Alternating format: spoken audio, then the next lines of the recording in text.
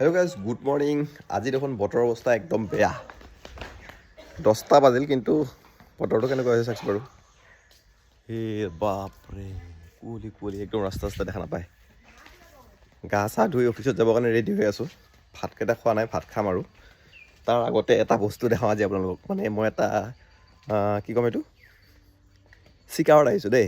আমাৰ মুৰ্গী আছে কেইজনীমান, মুৰ্গীকেইটা ক'ত কণী পাৰে মায়েহে জানে। কিন্তু মায়ে কৈছে আজি বোলে দুটামান কণী লৈ আছোন, মানে এই ভাজি দিওঁ। সেইকাৰণে মই বোলো ৰস কণীকেইটা লৈ আহোঁ। আৰু জেগাটো আপোনালোকক দেখুৱাই, কি ধুনীয়া জেগাত কণী পাৰে চাব হা।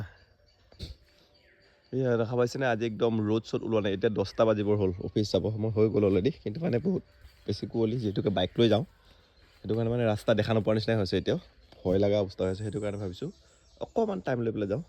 আৰু তাৰ আগতে ধুনীয়াকৈ এইটো হৈছে আমাৰ খেৰ থোৱা ঘৰ। খেৰ থোৱা ঘৰটোত ক'ত কণী পাৰে চাব দেই।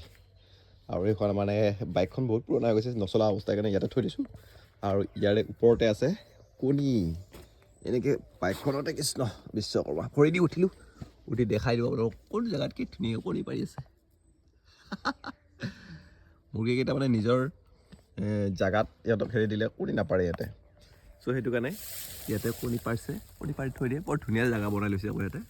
চ' ইয়াৰ পৰা কেইটামান কণী লৈ যাওঁ আজি। আৰু ঠাণ্ডাত কণীকেইটা মজাকৈ ফ্ৰাই কৰি অমলেট বনাই নহ'লে কিবা বনাই খাই পেলাই অফিচত যাওঁ আৰু। চ' সকলোকে গুড মৰ্ণিং। আজি বহুত ঠাণ্ডা বতৰ। আৰু যিবিলাকে বাইক চাইক লৈ পেলাই ট্ৰেভেল কৰে একদম সাৱধান অকণমান। বহুত বেছি বেয়া অৱস্থা হৈছে, ৰাস্তা দেখা নাপায়। চ' বি কেয়াৰফুল একদম। আজি বাইক চাইক চলাওঁতে ৰাস্তাত সাৱধানে চলাব।